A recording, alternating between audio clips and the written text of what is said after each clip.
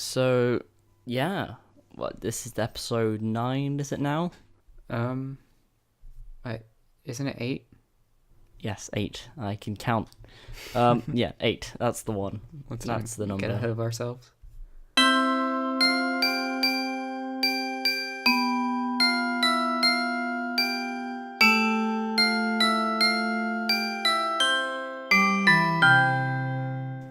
You seem to have done the follow-up this month, so,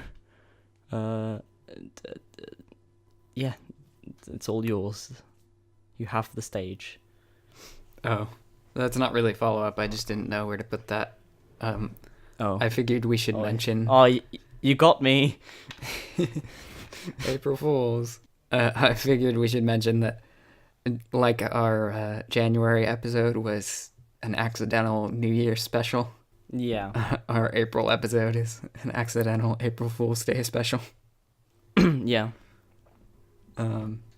Surprise. Yeah. You got gotten. Maybe we should pretend like we're not having an episode. What? Wait, what do you mean? Like in what way? Like tweet, like, oh, we're just really busy and there's no episode this month. Oh, I see. And then bamboozle them. Yeah. Just silently put it on the RSS feed. Maybe that could work.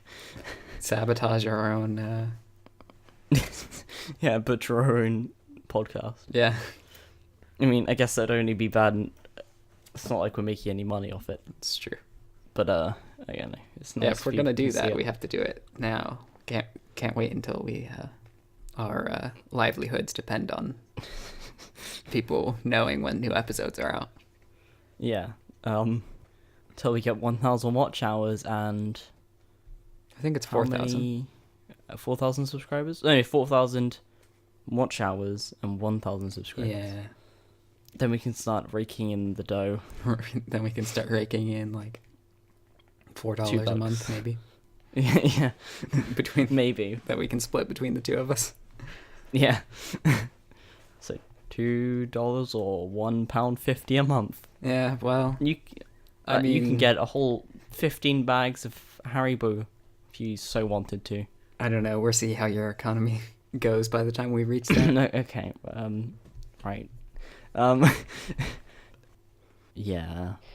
Yeah. So, what's this week's quiz or challenge, or are we gonna we could do another Right. nothing? Right. So we wanted to do the D&D alignment quiz, And then but that's like a lot of questions, and they're all very in depth, and that could easily take up the whole episode.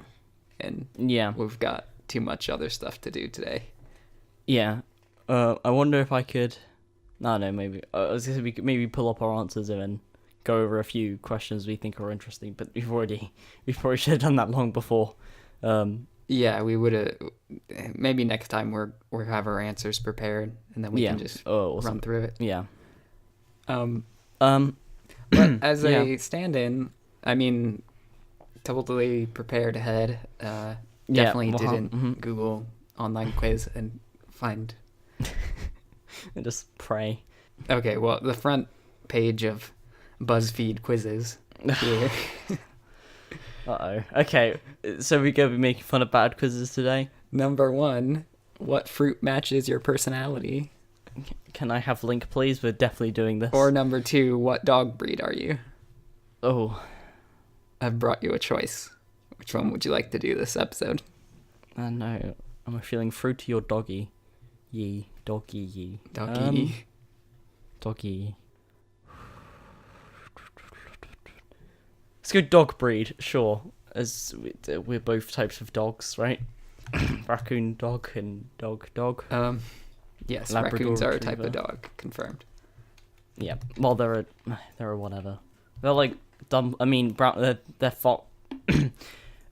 they're raccoons. Yeah. Oh, have you ever tried doing the Konami code on the BuzzFeed front page? Apparently that does something because they're so quirky. No. XD. I didn't know that was a thing. I don't frequent the BuzzFeed front page. Me neither. I just know it from a BuzzFeed Vsauce video when he used to do IMG. Mm. Anywho's it. What dog breed are you? Pick Pick your favorite season. So this is a fun quiz because it's just pictures. You don't have to really read that much. You just click on the pictures. So we have winter, spring, summer. Yeah, I don't know. I mean, I like summer, but at the same time, winter's pretty cool. I've already picked fall. Guess summer, autumn. Yes. So, autumn. so for you plush boys out there. I know. I'll do summer because it's acceptable to wear underwear all day. So, it's just got a yellow outline. I see when I scroll down. Pick your birthday month. March. August. Wait, does that make last episode my birthday episode? I guess. We didn't celebrate it. I'm sorry. Whoops. Pick a cat. It's got this little picture here. I guess we'll have to get that in the show notes. Yeah, we could probably have to get these all in the show notes. Oh no, probably not the month one, but all the cats. Yeah. So I don't know. Like, I don't know. I used to like. Let's go for the grey one on the far left. That's one of my ones I'm thinking about. Yeah, it was like between that one or the weird orangey white black cat because that looks quite cute, or the fox cat. But I picked that one just because it looks so fluffy and cuddly. Yeah, I gotta go with that one as well. Okay, kind of looks like my sister's cat. Oh, this next question's an issue. Pick the state you grew up in. Alaska. So, what? I clicked Alaska on a giant. Okay, yeah. Anyhow, I grew up in Alaska. That's a true fact. Oh, the state doesn't even matter. It's just the region. I see. I'll just go for the East Coast. I'll just go for the closest part to the UK for the Northeast. Yeah, the East. What mood am I feeling today? Which is the... I went with the Southeast, obviously. Yeah. The North Carolina's kind of just getting cut in by both parts. It is, yeah, anyhow. it's more in the Southeast, though. But they did kind of draw the line right through North Carolina. Pick the mood you're feeling today. I mean, it's... What's happy with underlying feelings of stress? Today, I don't know. I'm thinking the second one. How do you know she's not happy because she just killed someone? I guess the first one? Maybe, no. Why are there 3 people that are just all incredibly happy? This one's happy and looking up. Up to the one that's looking sad. Oh, she's laughing and has her mouth open. Sad. This one is just smiling blankly. But then there's another one that's like kind of laughing-ish. Oh yeah, and this one's looking at the camera and laughing. This one's looking up and laughing. This one's kind of looking just like to the side. Picture day. They're looking to the side, like their face is looking to the side, but their eyes looking at the camera. I went with the second one. That's kind of like the blank face. I guess I'll go with the first one because it's like happy, but it can still be interpreted as something else. Yeah, happy, but not like hysterical. Yeah, pick a pair of shoes. Pick a bucket or 2, boys. I like orange, so I'm going with the orange pair. Oh wow! It just instantly. I went with the green, and do you want to go first? Sure. I got a Schnauzer. I got a pug. Oh, hang on. Yeah, I said people were coming around. My dog gets very excited, so... That timing, though, that couldn't have been any better.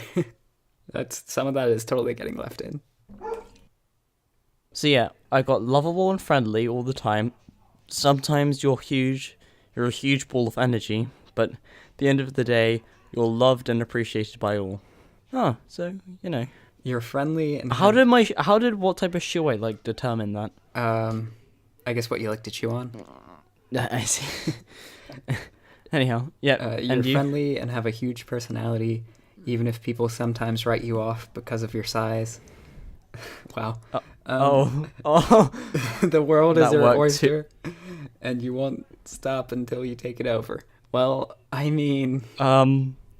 Well, that's... That couldn't have been more perfect. Yeah, I was going to say, it's kind of easy to say, what dog are you? And then just be really complimentary. And people will be like, yeah. I am really a great person who's super nice. Because it's like, that's the description of all dogs. But... Yeah. I mean, yours is just... I don't know. They kind of got me there. Yeah, you got bamboozled. You gotten. Wow, that. Small with plans of world domination. Sounds like me. Yeah. I think so. Which is unfortunate because I'm terribly unhealthy in that case. Also have a breathing problem. Yeah. I'm going to develop a breathing problem in a few years and kill over. We'll get several types of cancers in all of my organs. Yep. But I'm probably pushing it as far as a dog lifespan as it is. So I just reading the comments. I was enjoying the quiz until it assumed I was from the US. Why do they always assume everyone lives in America? And then Huskies forever got pug. So what we learned from this is that we hate BuzzFeed. So moving on swiftly. Yeah. We should make our own website where we have quizzes. Yes. Right. That sounds great. It feels like a great retcon / cover up, and it would work perfectly. We'll have to do that. Add it to your list of never-ending projects. Yeah, I need to make myself more projects. Yeah, that's what you need right now. Moving on. Yep, that slightly sad note aside. I'm glad we went with the dog one. Yes. No, fruit would have gone to weird places. Yeah. We could check out the fruit one next episode, maybe. Yeah. Either fruit or D&D next episode. Fruit D&D. Yes. What alignment is your fruit? Chaotic fruit. Lawful fruit. Neutral fruit. So, I came across this advertisement, like you do on the internet. Mm-hmm. And have you ever heard of Mint Mobile? Maybe? There's like the logo. I see. Very minty. I saw that. I was like, hey, somebody's infringing on our space. Yes. But then I looked into it more. Yep. Yeah, this is grounds to sue. Yeah. Yeah. We'll be expecting our royalties in the mail. This is outrageous. I can't believe they would do such a evil thing. So, I believe they claim that their mascot is a fox. Mm-hmm. But it pretty clearly looks like a raccoon. Yeah, it's too short to be a fox. And it's got like not big black glasses around its eyes. Yeah. And it's minty green. I don't know. But it doesn't have a tail, so there's no like definition, and there's no reassurance what it is. Right. But I think this is grounds to sue. Well, I think I should just be getting paid for my endorsement. Well, I see. Like, I didn't know I was endorsing this product. Royalties. I think you should be. Yeah. You could do a UMC and strike them. You know, I did look into it, and there is a way. There's like an affiliate program. Right. Maybe we could start using them as a podcast sponsor. The official podcast. Maybe if it's not like our first adverts get before I don't know, Audacity or Casper. It's just Mint Mobile. Maybe some of our listeners need a new phone plan. I don't know. Maybe, possibly. I know. Maybe the people at Mint Mobile like raccoons as much as you do. I guess so.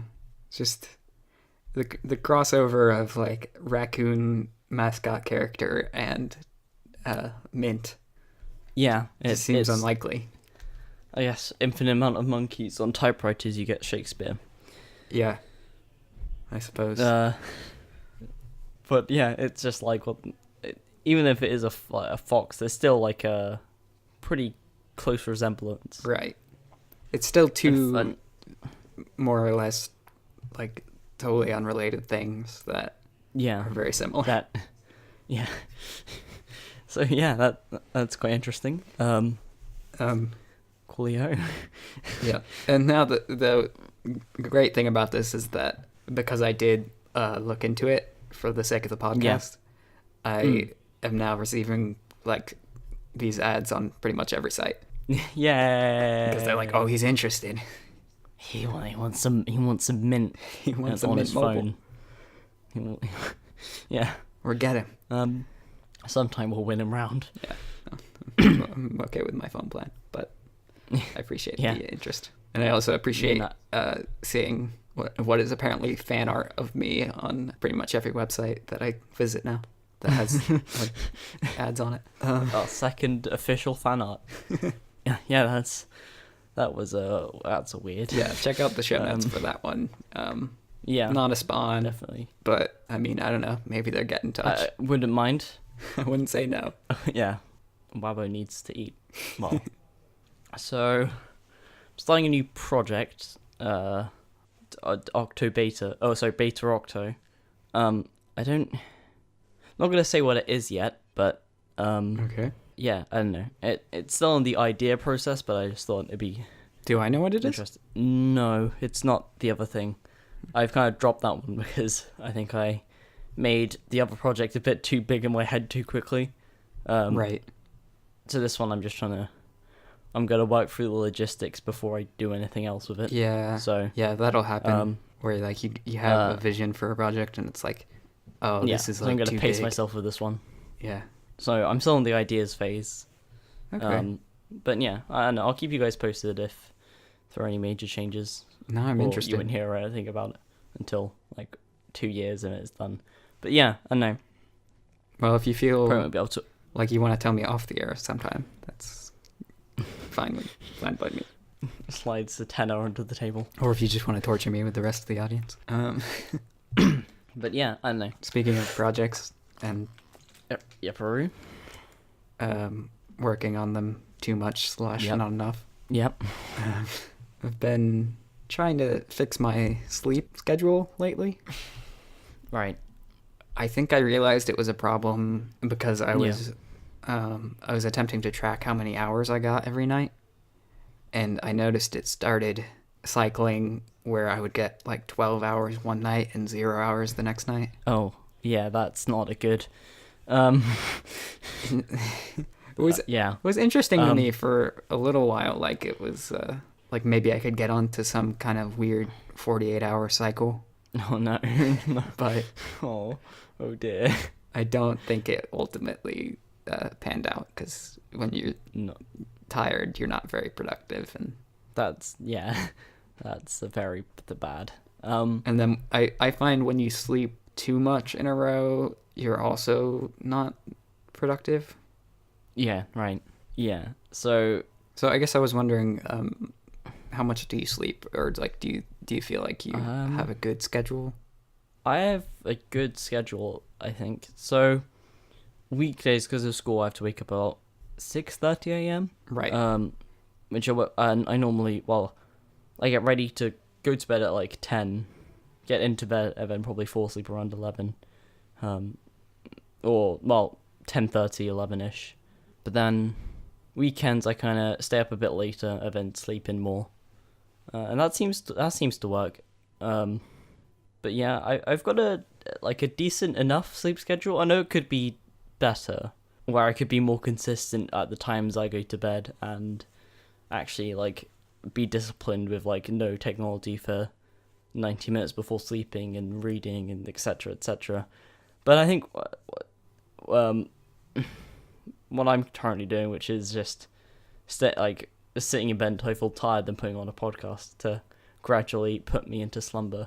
Sometimes I do go to bed quite late and wake up a bit late, so it throws off my whole like school schedule for a bit. But I mean, yeah, I think it's a sustainable system, right? Pretty much. See, I've tried going to sleep to podcasts before. I think sometimes it works, but a lot of times I just end up laying there like listening. Yeah, because I tend to really focus on whatever I'm listening to.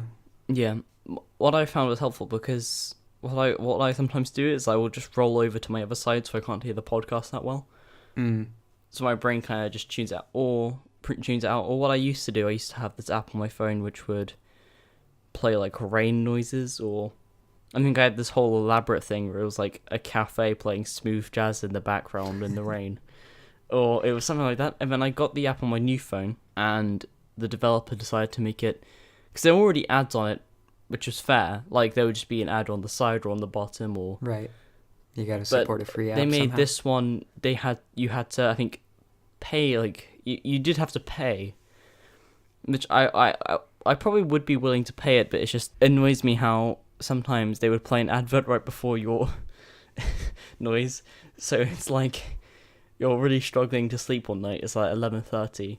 You go to put on this like relaxing noise, and it blasts an advert for a mobile game. I think the only reason I keep my old phone now is just for sleep noises if I'm struggling to get sleep.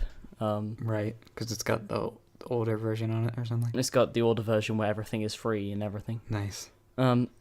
So I have found a loophole in the system, and because it's an older phone, it has a older operating system, so it doesn't update. So right. I think I can keep the version of the app I have. Yeah. So yeah, I have managed to cheat the system, but yeah, I think we have somewhat like a sleep tracker. I haven't used it yet, but it's one of those things I definitely want to try out one night just to, because it's like super complex. It sends it to your phone. I think my dad got it and he was really excited, so he plugged it in and then tried it, and it was quite interesting to see because it shows you when you've been in REM sleep or when you've been deep sleep. I think it can even tell you when you've been dreaming or not, or it shows you your heart rate and everything while you've been asleep. And yeah, that's really interesting. So I might try hook that up and just see what sleeping is like. But yeah, I don't know. Figure out what sleeping is like. Yeah, Never experienced it before. My body just kind of dies. I don't know what it's like. Yeah. I mean, yeah, I've slept, but I don't know what sleeping is. Sure. That's a weird concept to think about. Yeah. But yeah. Well, I'm trying to aim for closer to like in like the 6 to 8 range. I feel like that's the appropriate amount of sleep. Yeah, I think 6 to 8 is around the recommended amount. But so yeah, lately I've been like waking up randomly for an hour and then going back to sleep and then waking up for 2 hours and going back to sleep. Yeah. And it's kind of a mess. Yeah, well, weekends I would normally wake up like really early. Sometimes I have those random things where I'll wake up at 4 a.m. and then just be like, what? And then fall back asleep. Yeah. Or sometimes when the weekends I'll have this weird thing that happens. So I'll wake up at like 6, and for about 2 hours my body will just fade in and out of consciousness. And then I finally wake up and I'm really energetic and ready. So it's quite strange how that works. I'm like, what? Did my body just do like the gradual waking up phase in its sleep? Yeah. I mean, as long as you're energetic, that's the important thing. Yeah, as long as I'm awake and ready. What's annoying is I'll establish a sleep schedule of like 11 to 8, or between 11 to 8 or like 9. And then during a holiday, I mean, I'll have to get back into the school one of 10 to 6, or 10 to 6:30. Oh, yeah. So that throws my body completely out of whack, and it takes a while to get my body back into it. Yeah, like but, anytime I'm like spending time with my family. Oh yeah, family is definitely one where like you spend a lot of time up and awake. Yeah, because for some reason everyone in my family is just awake at like 4 a.m. It's just a thing. Right.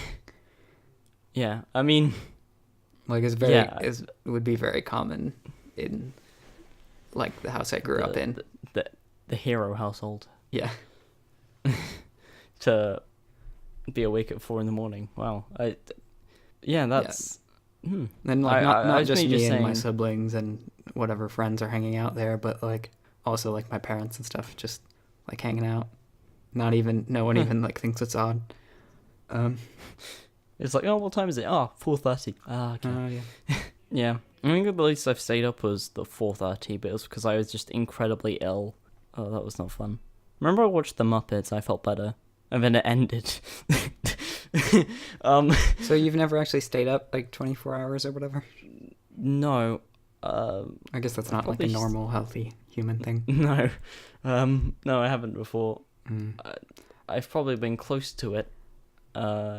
With New Year, one time we walked to a friend's house for New Year's Eve, me and my family, and it was like 1 a.m. We were like, oh, we probably should go back. So it was like a 40-minute walk back to our house. I don't know, probably even longer than that. Right. We got back about like 2 or 3 in the morning. Right. Yeah, But I mean, that's that just was out of necessity. yeah. Yeah. That's probably the latest I've stayed up at. But I mean, I guess the latest I've done 3 days a few times, yikes. but I've never done it. And I don't recommend anyone try and like do it just for the sake of staying up to like try and get a record, because it's horribly like It's unhealthy. just very bad. Yeah. I've only ever done 3 days when it was well, I mean, generally when I have a project that actually so you need to has a due date on it and like I need to get it done. and work through it. Yeah. It's just funny how we found common ground while you were doing a 24-hour challenge. Yeah. Yeah, I guess that was Huh. I didn't even think of that, but I was there the whole time. Yeah, So well, that yeah. would be included in times I've stayed up 24 hours, but 24 Yeah. hours doesn't seem that noteworthy to me. Which is probably a sign that my sleep schedule is messed up. Yeah. That if I found out I'd been awake for 24 hours, I'd be like, oh wow, that's cool. But then you're just like, it just doesn't phase you. But I guess for clarification, for anyone who doesn't know, me and Wobbles are on a Discord server, and that server there were a few voice chats, but it was much more focused on text conversation Yeah. earlier on. And then at some but point... Then, when was it? 10th of December 2017? Yeah, that sounds right. You did a Well, I mean... voice chat or... Yeah, someone was in voice chat, and I was like, oh, I'll just hop in and join them. And then I think you joined... Yeah, I think it was... shortly after. Yeah. And then people ended up like joining and leaving and hopping in and out. But going yeah, in and I think out I and stayed taking shifts. But we ended up having a 24-hour. Yeah, I think we ended it by playing Portal 2 together. Right. Yeah, because we were trying to get it to work for quite a while. Like, the last like hour or then, two. Yeah, I think because it had snowed over here, so our connection was just not good. Yeah. And I think it was before I had hooked up Ethernet, so my PC was also not exactly the doing of the Wi-Fi. Right. So yeah. But yeah, it was 24 hours of like consistently there were at least like 2 people talking. Yeah. I mean, I think all the main people in the voice chat, I think all of them at least had, I think they just had like an empty voice chat with just you in it. Like at the beginning of, yeah. Oh, yeah, yeah. I mean, probably individually at some point, it was like me and then some other person, and then a third person joins and the other person leaves. So it was like... I think Discord did a weirdness and someone fell asleep, but they weren't muted, but they were definitely deafened. Yeah. So there was just the person sleeping for I like forgot about that. Yeah. 4 hours. Yeah, that was quite funny. But yeah, no, that I definitely don't want to try something like that. But like, yeah, I watched a YouTube streamer a while ago. Actually, the main reason I found Discord, and he said, don't, if you're trying to stay up, to avoid coffee and energy drinks. Try just eat lots of fruit and drink lots of water, because that's more carbs and stuff. So that's more. That's energy your body processes slowly over time, whereas caffeine. And, to avoid a crash. Yeah.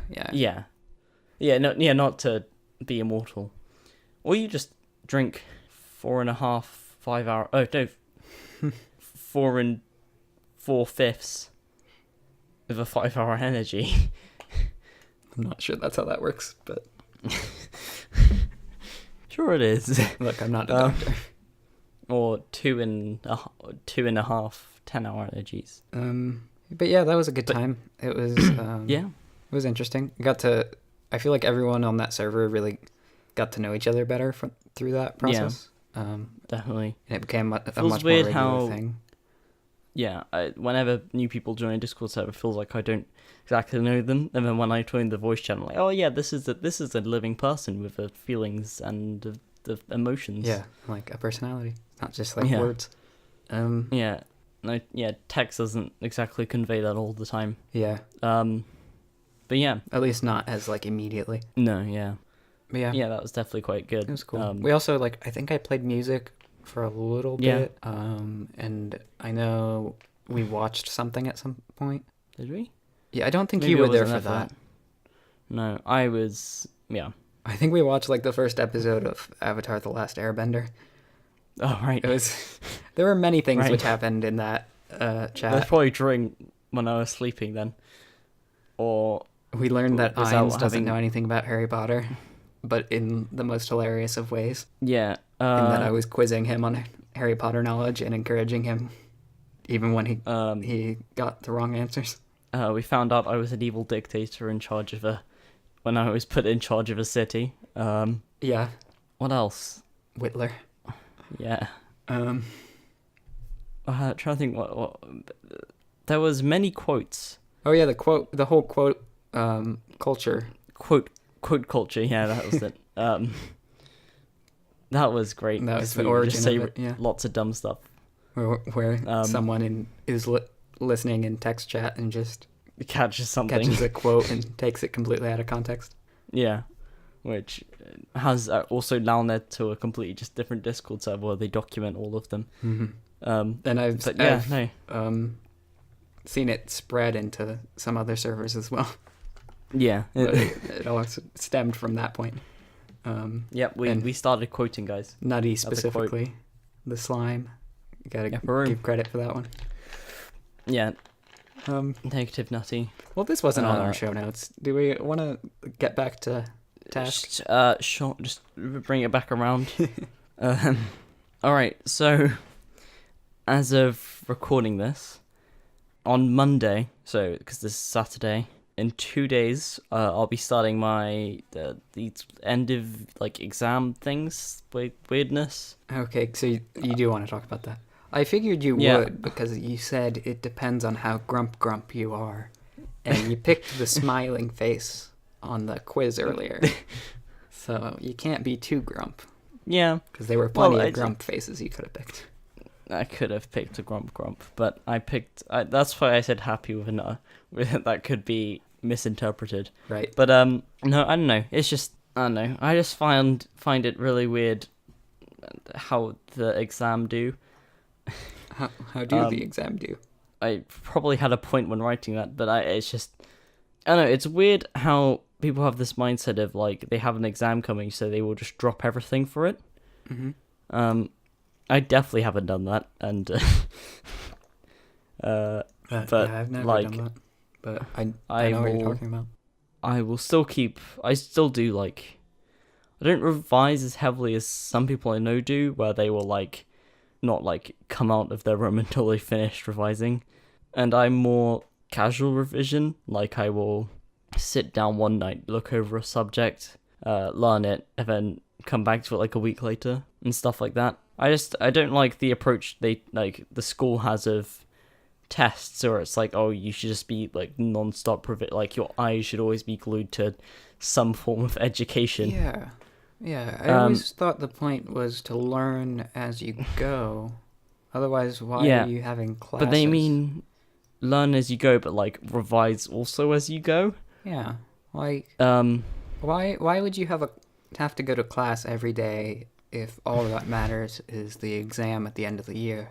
And the best we way could just spend- to pass the exam at the end of the year is to like cram and review everything in the last week. Like, why don't you just do nothing and then a week before the exam just cram and study everything? yeah, I have kind of done that bit, but his thing, it's because the way most of my teachers do it, we like English or maths, we will go over a subject a couple times and get good practice in it. So yeah, English I could tell you about all the different devices used in this text, etc., because we've gone over it enough that I know. Like, but subjects that I find it dumb are like history, where my teacher will say something about a thing, then swiftly move on and be like, oh well, right, now I have like a stack of over 100 pieces of paper, and they have everything I need, and that's everything I need to revise.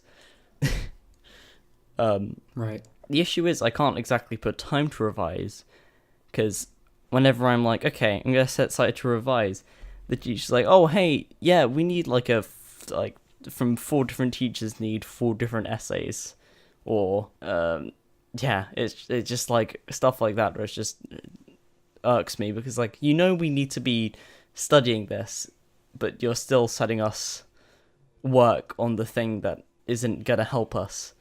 Yeah, I mean, ideally the essays would be preparing you.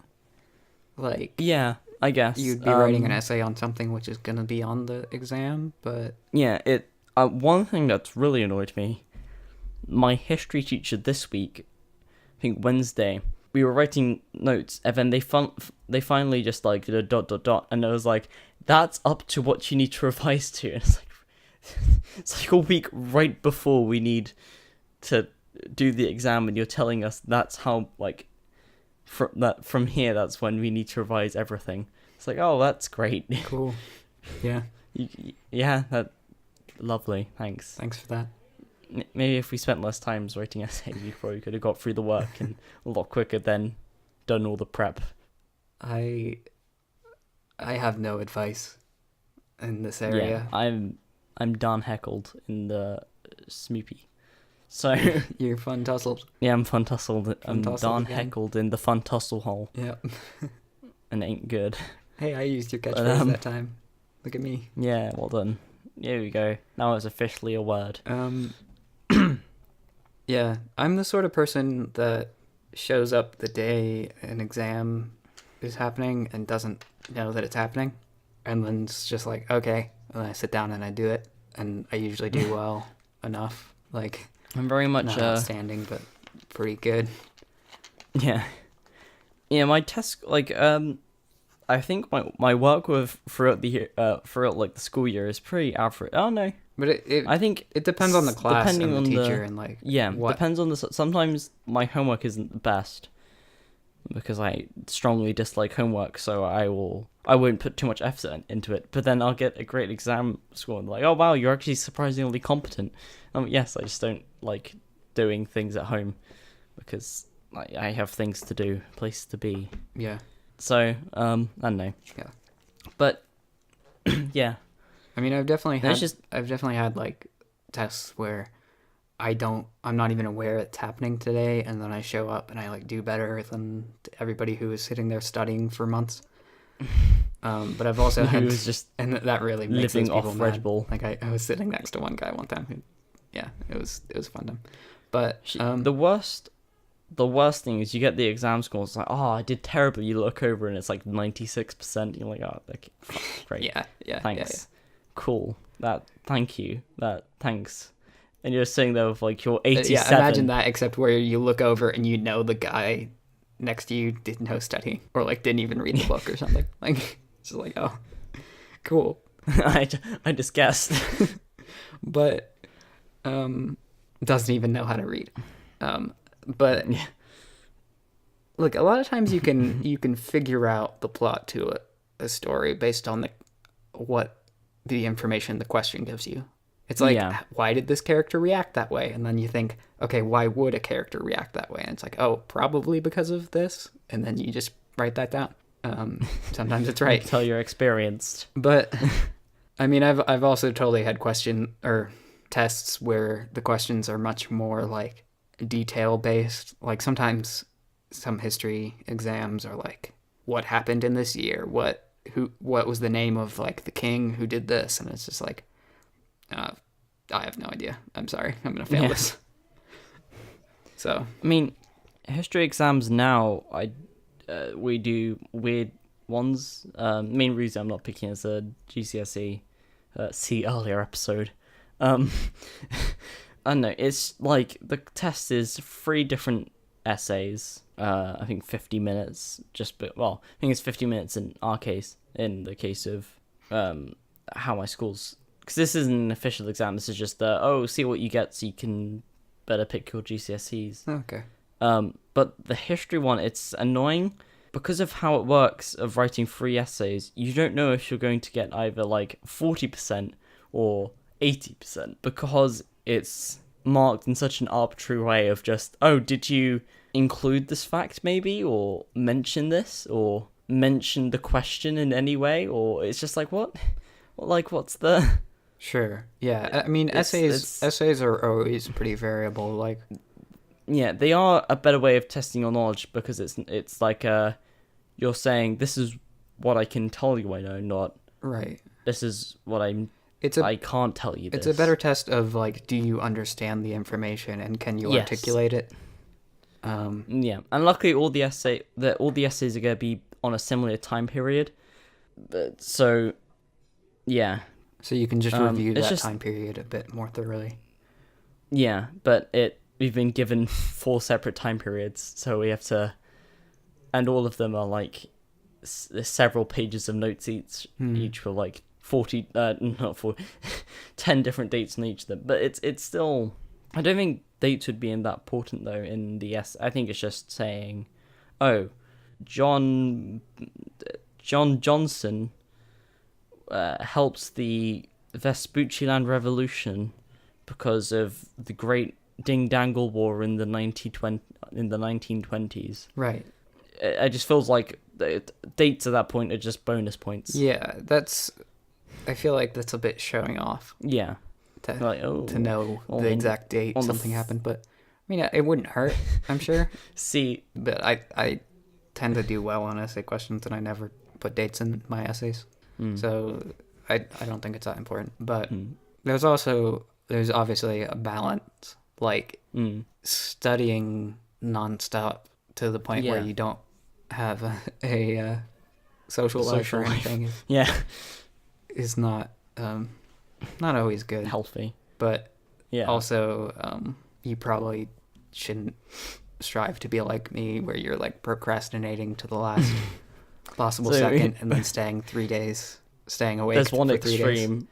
and then you're the exact opposite extreme. And then you walk in after staying awake for 3 days to finish the project, and you find out there's also an exam on the day that the project's due that you didn't even know was a thing. And then you're like, that's not. Yeah, there's a balance somewhere between the two of those. Yeah. I think I've somewhat struck that balance, but I don't know. Yes, we'll see how my exam scores go. Yes, report back next podcast. Yeah, I want to see that report card. Oh no. No, let's. We don't need to make that public information. So, have you seen Infinity War yet? No. Okay. Don't really think I'm intending on planning to either. I don't think I'm planning on. I don't think planning on it either. Really. I don't think I'm planning on intending. Yeah. Yeah. It's like if you say please, I might consider it. Right. Yeah. That's no. That's okay. I don't think I want to really discuss that. Although there is a massive plot hole which really irks me, but yeah. Well, people can ask me about that personally. I'm very tempted now. The Endgame trailers come out to see if I could read the comic book and then spoil it to all the people that spoiled the movie for me. But that feels mean. I don't think I've seen the trailer. I'll probably try and avoid the trailer.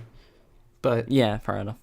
What I will say that I was just thinking about the other day, right, is that for the MCU in general, I don't see how they can have any new superhero movies that aren't origin stories.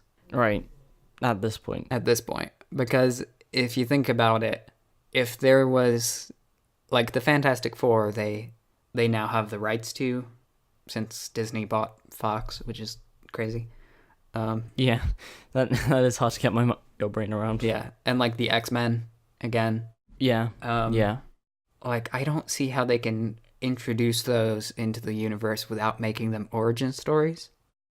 Yeah. Because if they're not an origin story, that implies that they've been around a while. Like X-Men, for instance. Like, if they don't tell like an origin story of the X-Men being a newly formed university or whatever. Yeah.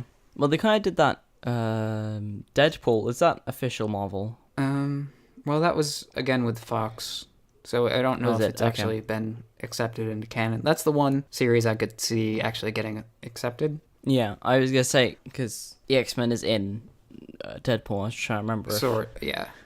Deadpool was the official thing, but yeah, no, it's not. No. But yeah, like say for example that like the X-Men have existed in this universe this whole time. Right. And then you look at something like Infinity War. Yeah. You would just be like, where were they? Why weren't they helping? Right. Yeah. Yeah. What a bunch of jerks. Like. Yeah.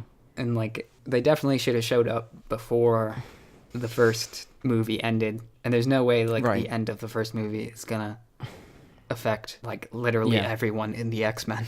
Like that's it just seems terribly unlikely. So I think if they're gonna introduce any new heroes into the universe at this point, because of the way they've built up this whole arc, I think it's almost requiring it to be like an origin story where it's like, oh, this is a brand new thing that's just happened. Right. Yeah, that's the only way they could. Like the Fantastic Four, like they could very easily like, boom, this is a new squad of superheroes that just got their powers from their space mission thing. But I don't think they could realistically be like, oh yeah, these four guys who've just been hanging out in New York. Yeah. And they just decided not to do anything that day. Yeah.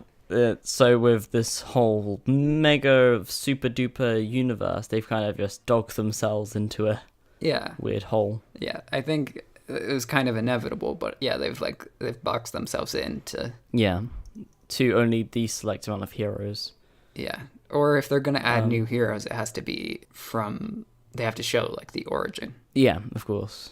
Which a lot of people. I don't know, they didn't do it with Spider-Man because that's been told a million times. Right, yeah, like a lot of people were worried about them doing that with Spider-Man because it's been told so many times recently.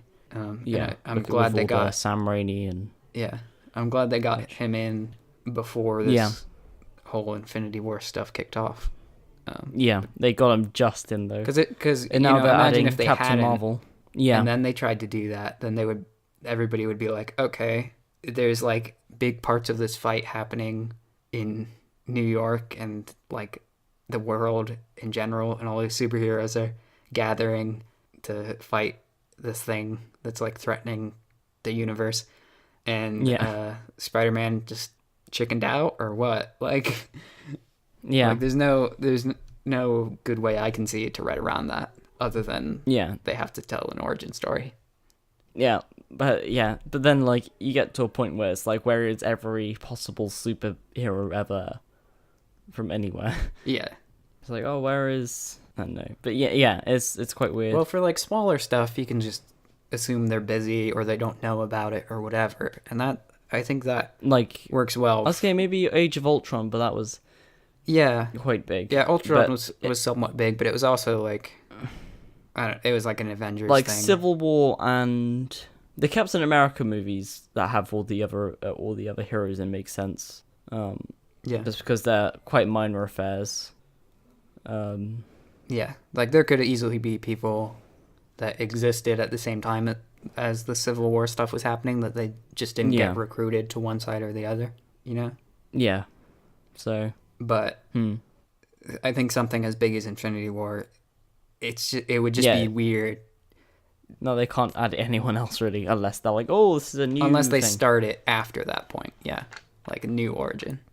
Or they're gonna do something where like, bet it's like I don't know, Thanos will like teleport everyone back in time, or something will happen, and then it's all gonna be like, oh well, look at all these new people that are here, and we're all everyone like the Doctor Who special where they just got all the doctors to beat up the Daleks. Yeah, that was a good episode. Yeah, I mean, I guess there's the possibility that they start getting involved with like alternate universes and things, and then that could make sense. But but they haven't, for the most hinted part. At that I think it might be either sequels or origin stories from here on out. Yeah, because pretty much. I'm not sure how else you could do it. Yeah, that's just something I guess I noticed, and I was thinking about. I don't know if anyone else has really thought about that. But, I mean, to be fair, they have introduced a lot of heroes already, and like I think people would be okay with just more sequels and things. Enough. So maybe another Black Panther. Actually, Do we really want another Black Panther? I think they've already got one in production, so I think we're getting one whether you wanted it or not. It was good. I don't know. I liked it. As far as Marvel movies go, very like action. I mean, yeah.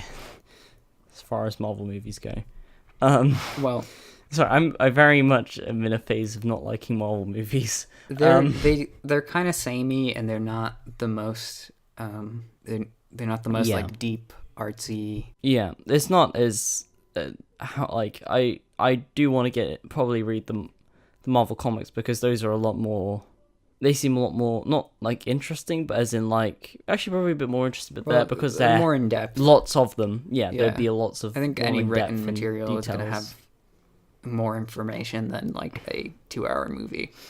Yeah, and also since the comics were written back in the day, the humor will probably be a bit more edgy. Maybe, yeah, depends on which ones. Yeah. But yeah, yeah, they're just.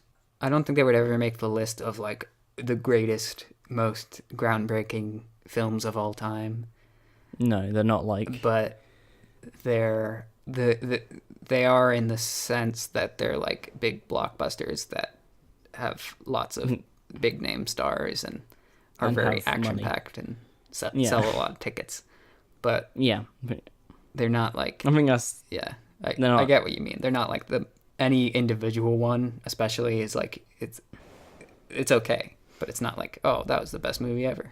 The only exception to that, I think, would be Guardians of the Galaxy. I think are quite good. Those feel like they're made more with love than some of the others. Yeah. Than money. Yeah. And I'm actually really happy to hear that James Gunn has been rehired. Oh, really? For Guardians 3. Yeah, I heard about that. That was a whole dealio. Yeah. I was really worried that was going to be Disney getting too involved with Marvel and driving it into the ground. Yeah. You know? I mean, yeah. Because generally, this happens a lot with different companies where it's like, generally they're like a small company knows what it's doing and does it well.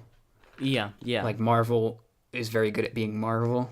They're a superhero company, so they know what they're doing. Yeah. They know how to do superheroes, whereas... And then the higher Disney up the chain you go, and it's like the more distance there is. And when you get people at the top of the chain telling people at the bottom of the chain what to do, they usually end up wrecking it. Because, Marvel's all the people that love what they're doing, and then Disney is just the Mickey Mouse-shaped money printer. Yeah, it's just a bunch of like executives that are just like, oh, he made some offensive tweet years ago, so we're gonna fire him. There's one video you might put on the show notes where it's like, I don't know, it'll be in the show notes, but it's just a video about like this graphic design artist who gets fired from his job because he posted a crappy graphic design from when he was like 14, and it was like, that's what comedians are like. What? Yeah.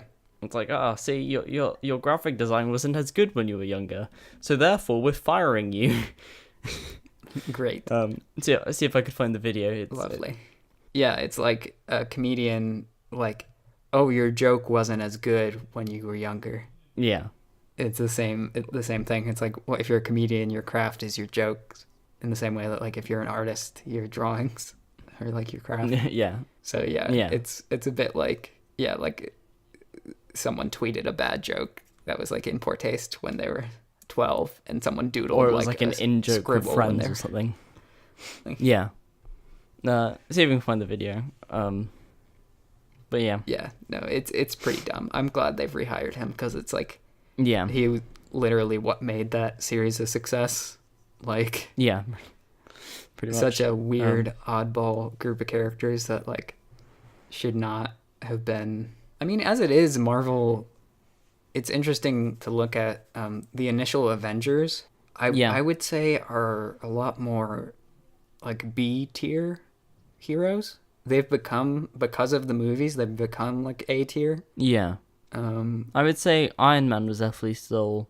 Iron Man and Spider-Man were the biggest. Well, no, Iron Man wasn't very big before the Marvel movies. Like he existed, but like nobody wasn't cared about really. Iron Man very much, you know? Like, It was mainly Spider-Man and Hulk was probably the biggest. yeah, I'd say Hulk and Spider-Man. Well, maybe. Spider-Man, yeah, but I'm saying of the initial Avengers. Oh, I see. Of the initial. Yeah. Yeah. Like, because that's the thing is that Marvel sold off the rights to, like, the film rights to all their best, like, A-tier stuff. Oh, I see. Yeah. Which would be, like, Spider-Man, X-Men, Fantastic Four. Like, those are the ones that they sold because those were the ones people were interested in. Yeah, no one really cared Marvel about. Didn't have the means of making movies at the time. Right, and because that wasn't a thing they did at the time. Yeah, they were just a comic book Yeah. company. Like, no one really cared that much about, like, Iron Man or Thor. Like, Thor is such a weird one. Like, he's a god. But somehow, like, no one. they took all those, he's sort of B heroes and... Yeah, actually, the Avenger also has, like, some C-listers, like Hawkeye and Black Widow, really. Yeah, that's true. That, no one... And Captain America as well, like, obviously he's iconic, but he was definitely, like, very dated, you know? Yeah. Like, I don't think anyone was, at the time was like, oh yeah, Captain America is my favorite hero. Like, no. Yeah. He's like, do you live in the 40s? Like... Yeah. But somehow they've, like... He was meant to show, like, all the goodness of capitalism in America. Yeah. So he became less relevant around after the war. So, yeah. Yeah. But, like, What? through the movies that they've made since then, like, people like Iron Man and Captain America are, like, much more prevalent in, like, people's list of heroes. But, Yeah. like, before... When was Iron Man? Like, 2008? Like, I think before that, if you Iron asked Man someone, like, I don't think they would have thought of Iron Man or Captain America as, like, top tier people. They'd be like, oh yeah, I think I've seen him. Yeah, like, they might be aware of them. Once. That's what I mean, the like, B list. It's like they're aware of them, but, like, they're not, like, they don't think of them as, like, the top present. people. Like, Spider-Man and Hulk, I would say, is I think the one that Marvel He was definitely still had the rights to.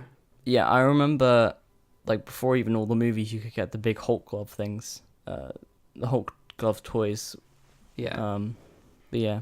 So, and there were Spider-Man video games before even the first Spider-Man movies were coming out. Like, you know, he's a popular thing, but I don't think there were any, like, Iron Man video games, you know? No. Or, like, merch. Well, like, that just wasn't a thing until the movies happened.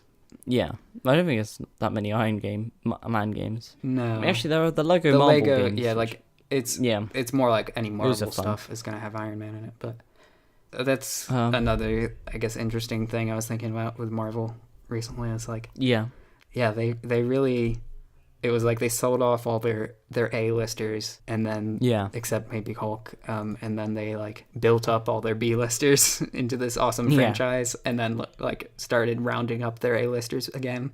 And then all the people that had the A-listers were like, can you do it for us? Yeah. Spider-Man. Yeah, they're just like, we've screwed this up a little bit. Do you want to just take this back and, like, do it? Yeah. And we're just take a check. Yeah. Yeah. Weird success story, but, like, cool. Marvel, you're doing well. I always liked you better than DC anyway. Speaking of Brexit. Wow, that was smooth. Well, I'm gonna put a static noise in there so they won't know. Maybe we were speaking of Brexit. Maybe we were talking about Brexit. Yeah. Or maybe you could do some weird editing and talk about when this is 4 minutes into our economies. Brexit conversation. Just the first 4 minutes were boring. Yeah. What is Corbyn doing? Like, really? No. As of recording, it's going to be Brexit in 6 days. They're probably going to delay it until 50 years later, and then they're still not going to have a plan. Well, but it's just, they're not fun. Yeah. Especially during my exam week. Right. You have any thoughts on it? I might not give my... You don't want to get too political? Yeah, I'm not going to give my opinion on it, mainly because I can't vote, so there's no point. But it's just, I don't know. Just the PM, and it's just been the dumb, and no one is liking her at the moment. Not even members of her own party. I was just talking about this with someone the other day. I think she's actually got it worse off than Trump right now. She does. Because like there's large sections of like the Republican Party in the U.S. that don't like Trump. Yeah. And have never liked Trump. But at the very least, he's got his core supporters. Like there are people in the Republican Party which are very loyal to him. You know, the way the Euro system works, you would always need core people that would be in support of the president. Yeah. Yeah, but this one is just people that just stand under a label, really. Yeah. And Brexit is such a it's not a black or white issue, really. Yeah. It's not like that's why we've had that's why the talks have had to be between the House of Commons, where we've had everyone voting for it.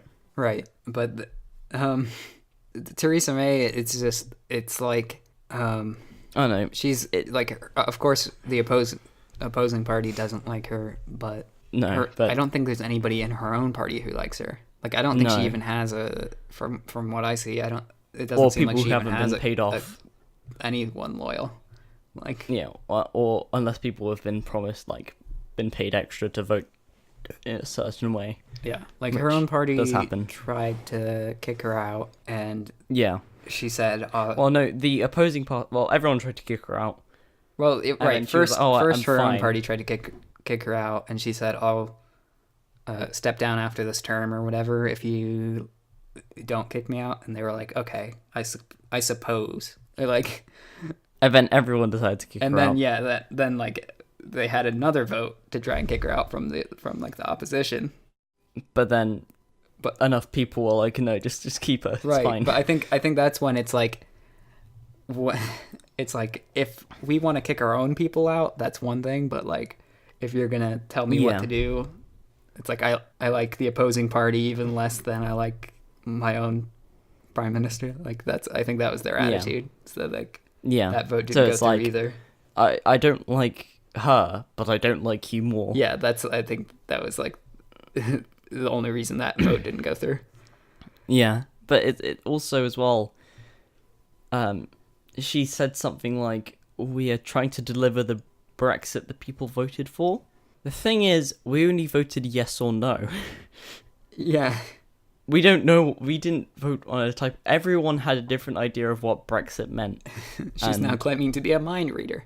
Yeah, it was like, some people thought Brexit meant like we flew and connected to America and said goodbye to Europe. Other people said maybe we will have some amount of like a somewhat distant trade relationship with the EU, like similar how the EU has to Switzerland or Norway, or something like that. Or we become, pretty much nothing happens. It's just we don't pay money anymore. But that was everyone's like different like viewpoints on there's many more. Yeah, but yeah. There's like an infinite spectrum of ideas of what people thought was gonna happen. So yeah, it's like saying, do you want to go to McDonald's, yes or no? And then the person trying to order you a burger and you have no say in the matter. Yeah, it's like, I'm going to give you the order that you voted for. It's like, I voted yes. Yes to McDonald's and no to Pizza Hut. Yeah, it's like, well, right. Okay then. Thanks. Yeah. I'm going to go on record here and apologize for my country taking advantage of the situation and giving you a crappy trade deal that your country doesn't have much choice in but to take because you have so little on the table right now. Yeah. Sorry about that. Well, we did, and then China did something similar. Yeah. And now Huawei is suspected to be a bunch of Chinese spies. So I don't think that's suspected. I think that's confirmed. Is it? Oh, yikes. Huawei? Well, phone, it's been nice having you. No. Yikes. I don't know. Yeah. There's a lot to keep up with news-wise. Yeah, but I think as it stands currently, the EU has offered the UK a extension Brexit on the condition that they accept the current deal. They need to accept the deal, but she can't propose the same deal that she proposed in the past. So it's like she has to come up with a new deal. But here's the thing, they've ruled out a no-deal Brexit, but no one can still agree on what they want. Right. Yeah, they had that kind of pointless vote where they said, is doing nothing the best option? And they voted no, doing nothing's not the best option. And then they were like, okay, so that means we should do something. Well, I'm glad we all came here and voted today. Maybe we should. I don't know. I don't feel like doing. Do you feel like doing? I don't know. I kind of just want to not do anything. But I mean, yeah. I mean, if we can do something. I mean, I guess, yeah. I'm not saying I'm not doing anything. I guess if doing nothing was the best option, then they could all go on vacation a week sooner. But like, yeah, no, they're not gonna have a funny stuff. But doing. They voted to do something was a better option than to do nothing, but there's no way they can agree on what the something is that they should be doing. So that whole vote seems like a waste of time. And just to remind you, we have 6 days to deal with this whole ordeal, unless we unless we are granted an extra 3 months to squabble more. Which I think they have been now, but it's okay. Good. If I'm getting this right, hopefully the final like twist and turn in this ongoing extravaganza, never ending, is basically the EU's offered you can have it extended to April 12th, I believe, and then probably leave with no deal, or you can have it extended to May 22nd. But you have to take the deal that's currently on the table, which has already been dismissed twice. Overwhelmingly. So, and I don't think May she's not allowed now to push it again. Well, I've seen some good videos talking about Brexit. I'll send them to Scar so we can put them in the show notes. They explain it quite well, the whole deal, much more than we can. I don't know. It's I don't know. I feel like I've been doing a pretty good job of keeping up with it. Definitely better than surprised that the average American. Yeah, I'm surprised American, but I guess this is quite big because it depends on the UK's economy, which is more the world's the economies, I guess. So well, it's that, and it's also important. Something. It's something I can get into and then have conversation about with people that doesn't immediately turn into an argument because people have less. If you had done it in 2016, there would be an argument, but now it's more. Well, let's talk about how much we hate Theresa May. Well, I mean, if I do it in the UK, it might still be an argument. I'm saying in America, I feel like I can have a conversation with someone about Brexit and be well informed and have an interesting conversation. Whereas if I was like paying this close attention to whatever Trump is up to, and then tried to have a intelligent conversation with someone, it would just immediately turn into a shouting match one way or the other. It's just like, oh, this is interesting and important, but not super, super divisive over here. Yeah, so, you can talk about politics in other countries without getting into whatever. And some people, I mean, I'm not saying that Americans don't have strong opinions about it, but it's just like, I think it won't impact America as much. Yeah, so it doesn't get as emotional as quickly. No. Oh, the other thing is that the most irritating about the whole deal issue is when we come up with a deal or decide to try to kick out Theresa May, it's either just passed, like it's just over a 50-50 threshold. Mm-hmm. No matter what we vote, it will... it feels like the 52-48% thing or is carrying over into the discussions of Brexit. But yeah, I don't know. It's just weird to think that when I was 12, 11, 12, back in 2016, thinking, oh, this is just a small thing where we're leaving a small body of countries. It has now turned into something 3 years later. Yeah. Which is now, which is going very, very, very wrong. It's crazy to me that it's been that long. Yeah, I thought it would be, July 26th, 2016? Something like that. Yeah. Like next month, or by early 2017, we would have left and we would have seen what happened. But no, it's been 3 years later. Yeah. This is definitely I remember Theresa May's entire. Yeah, I remember being surprised when I found out they had just triggered Article 50. Like, really, it's been that long? Right? Yeah. How are they sitting on it for that long? Yeah, and now it's 2 years since Article 50's been triggered, and we're still. Yeah. Well, this I mean, definitely we're feels slowly getting up, I guess. This definitely feels like this will be her entire legacy, I guess. In that. Yeah, and this is now her entire political career, right? Then as well. Yeah, because she only became prime minister because was it Cameron stepped down? Cameron, yeah, when the referendum happened, and she went in under the premise of we're gonna Brexit, and she's already agreed she's gonna leave after. So it's this is literally her entire tenure. This thing, the thing is, we were contemplating having a second referendum. And okay, I think that is the part over here where you could get into quite a heated debate. Right. Where it's that's an insult to democracy. Yeah. But it's like someone coming up to you and saying, "Oh, do you want this cup of tea?" It's yes, please. And then they say, "Oh, I made it with my own urine. Do you still want it?" It's no, what, why you ask? I said yes. That's that's an insult to... That's an insult to democracy. That was it's a bit of an extreme case, but yeah. And people will all be like, ooh, because originally May was a Remainer, so people have been a bit antsy whenever she's tried to do something that pushes towards a more Remainer viewpoint. Mm-hmm. Or just stalls it even longer. Yeah, so, I don't know. I like how it feels also quite... so... Most people didn't like Cameron because of the whole deal where he technically wasn't a represented vote. There was that whole thing about that. So he gets voted in, but it's funny how he kind of just steps down and now there's this new face for everyone to hate instantly. Mm-hmm.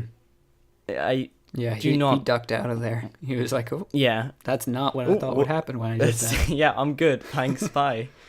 So, yeah, I mean, I do feel bad for Theresa because she probably never wanted to do that.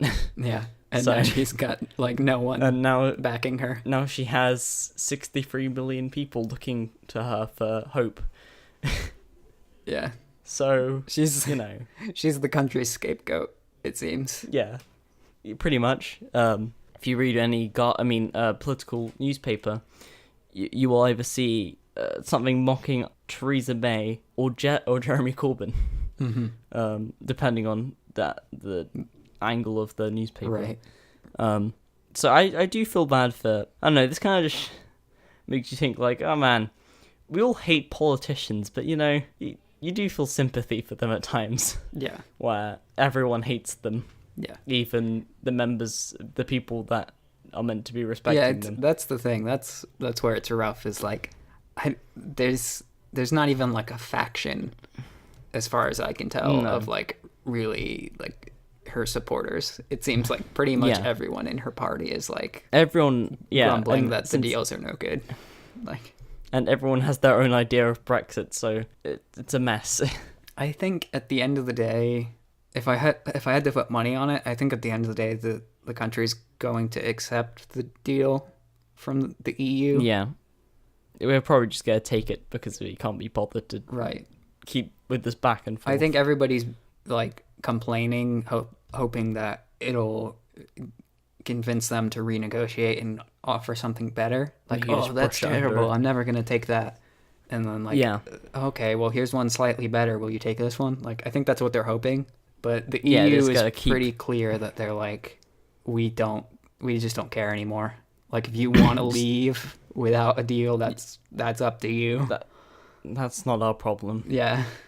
You just take it or leave it. And I think at the end of the day, they will take it. But I could be wrong. Yeah, I don't know. And again, it's all down to what the grumpy people going, think.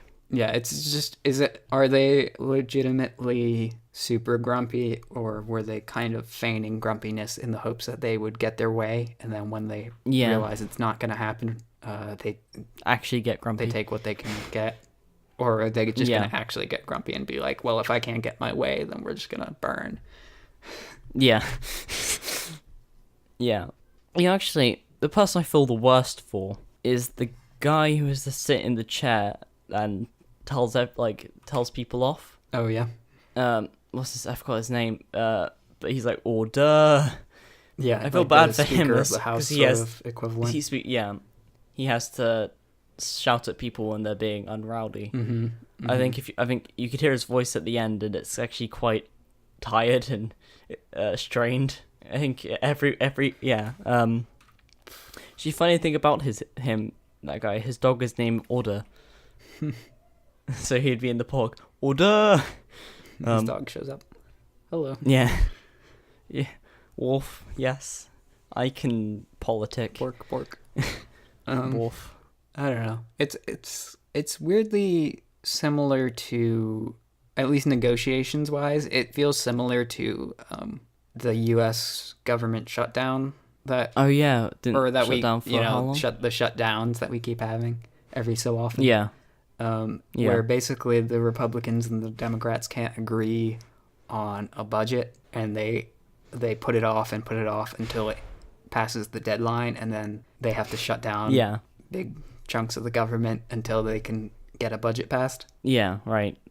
That's because great. they're a bunch of babies who can't compromise. Yeah, I don't know. A quote from Winston Churchill I hold dear whenever I hear this, and it's, democracy is I think it's the best form, or it's something along the lines of, it's like the best form of the worst ways to lead a country. Yeah, like it's terrible, but it's like the best one. Yeah. It's like a giant.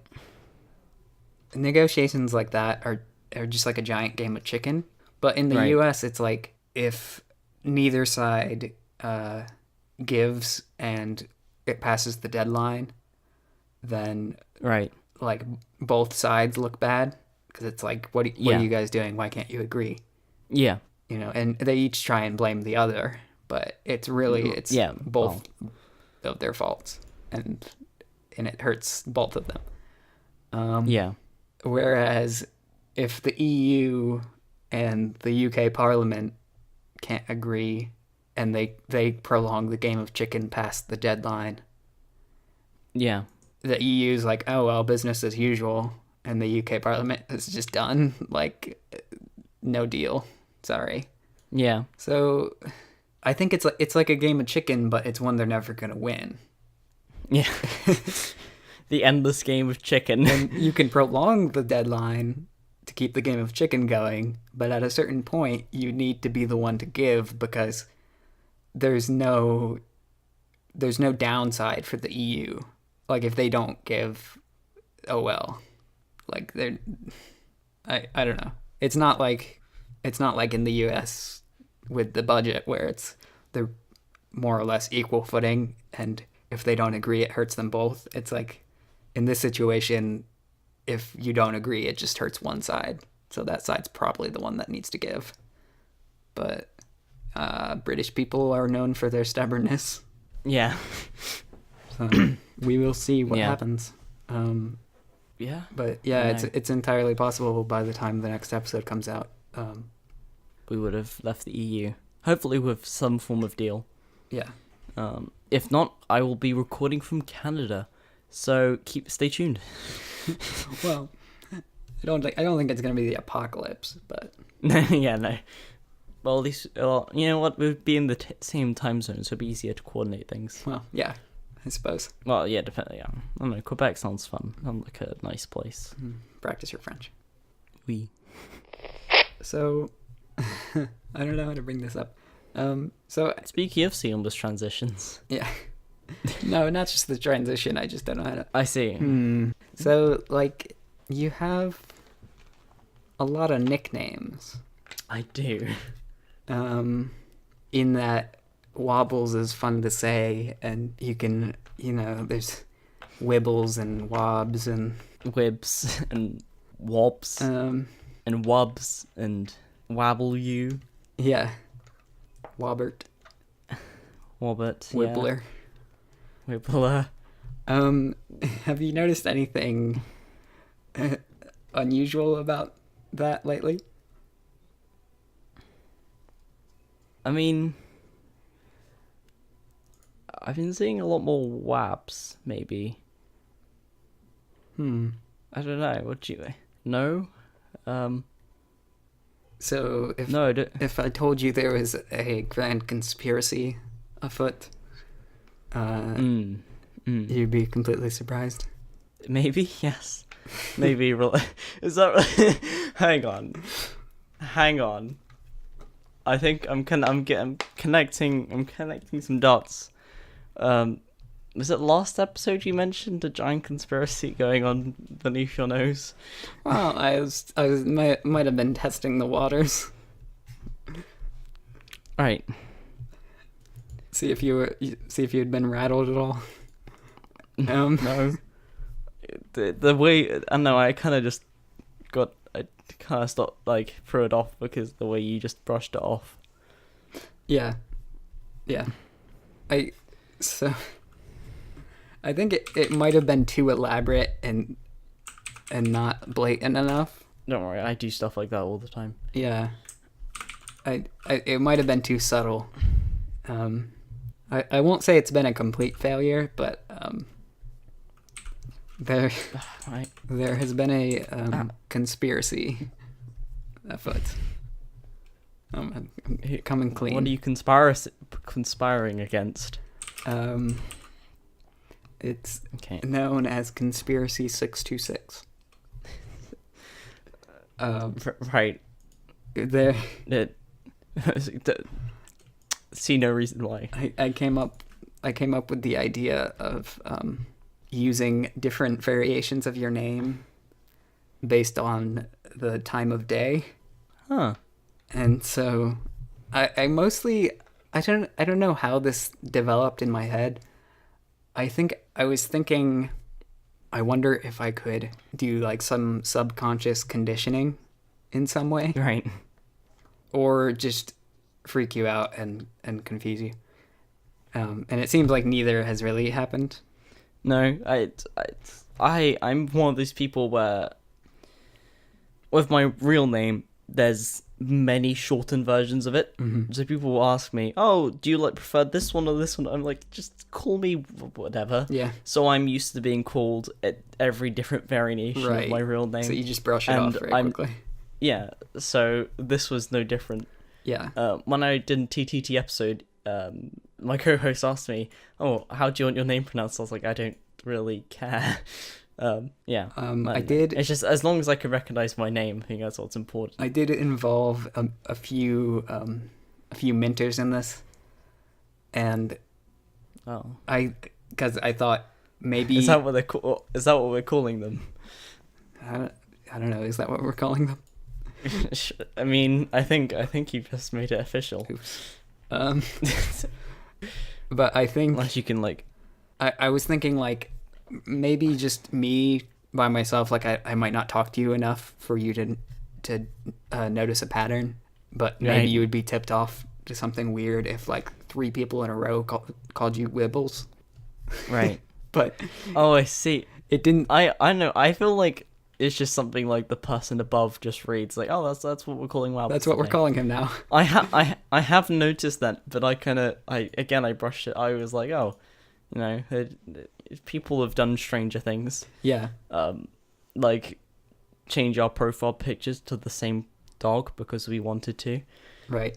I don't know.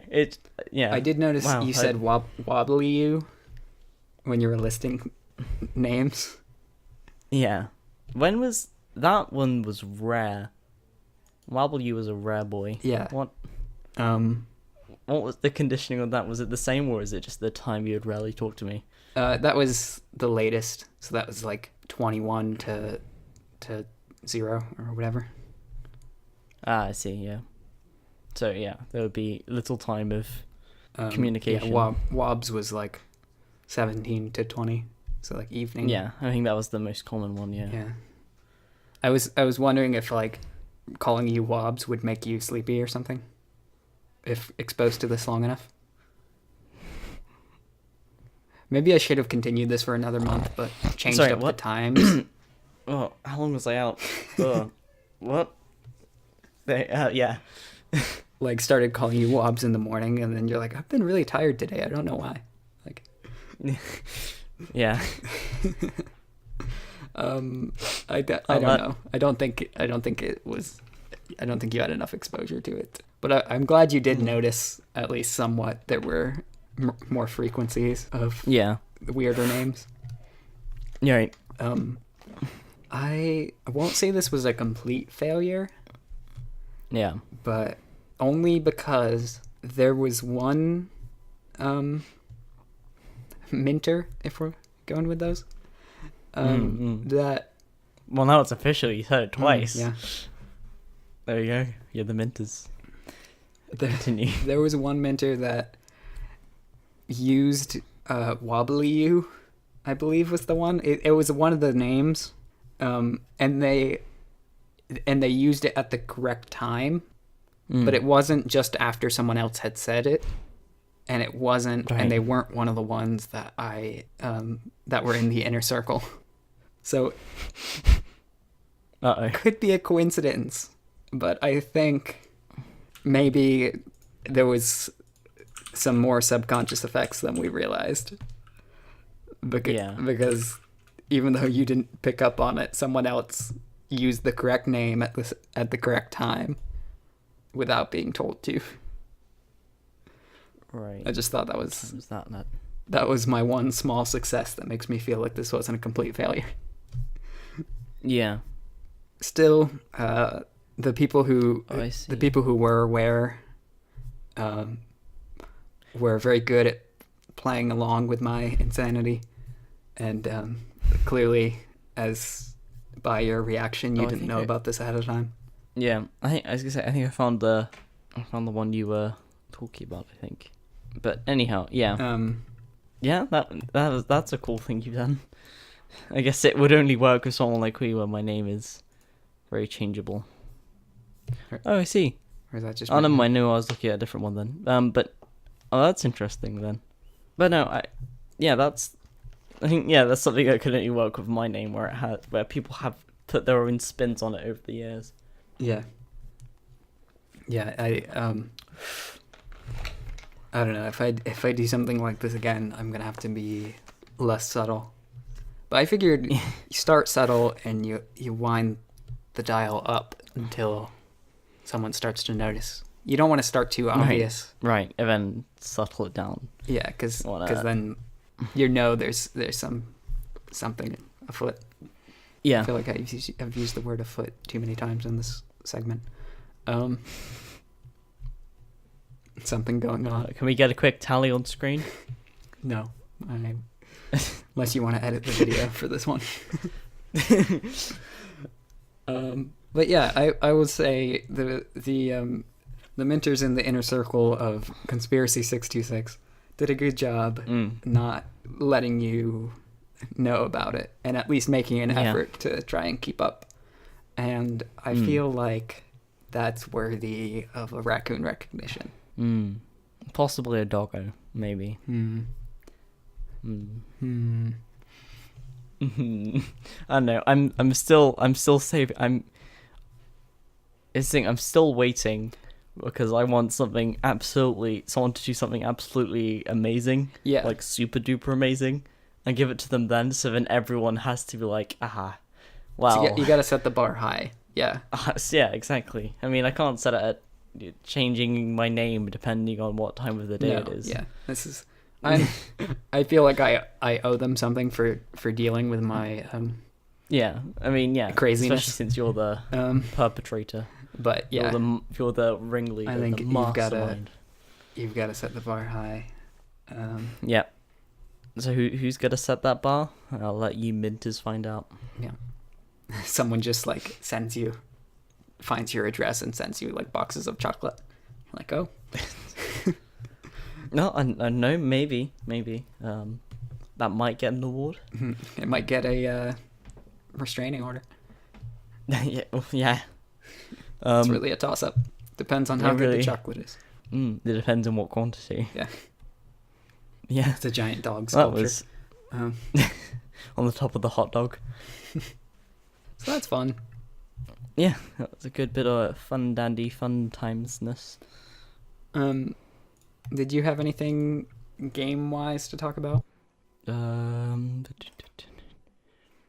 I don't think I've been playing any new games lately. I guess I've started taking the train to school, so I've been playing mobile games, but they're not anything past a game where you have to drive a car around on a track and stop it from crashing. A fun type of game. Yeah, it's like a drifty, fun game. But yeah, no, it's not. I haven't done anything. I haven't bought any big boy games. But yeah. I've played this board game a few times recently. Splendor. Oh. Splendor. Maybe I've Splendor. Sure, I think I've played that. Actually, I've got just a small thing. I've actually played. What's it called? I played it's a really nice board game about going on holiday in Japan. I played that. That was good. I forgot what it's called though. Is it Tokaido? Or am I thinking of that chocolate? No. Anyhow, yeah, I've played that. I really enjoyed that game. That was a great game. What was it about? Tokaido. It's about like going on holiday in Japan, I guess. It's got a lovely art style actually. And it's quite easy to pick up. But yeah, I don't know. It's quite good. But yeah, sorry. Continue with Splendor. I'll see if I can remember it and put it in the show notes. Taikaito. Oh, this looks like a Taikaido. Taiko, musical instrument. No, Taikaido. I'm spelling it Tokaido. Yeah, Taikaido. So, what? It means Eastern Sea Route. Anyway, it's an interesting game about just touring through Japan and doing stuff. And then you get points for having money, giving to temples, owning items, etc., etc. Huh. Yeah. This looks interesting. I've never heard paintings. of this game. Really? Yeah, and I love the art style on it as well. It's very pleasing for the eyes. Mm-hmm. It's very like minimalist kind of. But I just remember when I played it. Yeah, it was I played it with family. It was very nice. Annoyingly, I kept all the money, not knowing the rules, thinking that would give me stuff, and I just had all this money left over at the end, and it didn't get me anything. Yeah. So I was wondering if I should have dumped it all. Yeah. Yeah, I was wondering right at the end, I either should have put it all into a shop and get some valuable items, or gone to a temple and just donated it all. Splendor was pretty fun though. It's it reminded me. It was almost like a cross between the games Dominion and Lanterns. I've heard of Dominion. I haven't heard of Lanterns. I don't. If either of those are familiar. I've heard of Dominion. I don't think I've played it before, but I remember people all saying it was good. But yes, you get these gems, and then you use them to buy like whatever these cards, property or whatever it is, and then those also give you gems which you can spend every turn. So it's like sort of a building up of resources, but it's it's a fun thing. I felt like I was really good at it because I was like winning the first couple times I played it against my older brother. But then we played a match or two with my oldest brother, and I got Right. completely destroyed. So Oof. that's, I guess, the hierarchy there with Splendor. Yeah, fun game though. Would recommend. Yeah. We might have to see if there's a way to play it in Tabletop Simulator at some point. That's still on my to buy list. Oh, you didn't get it? Okay.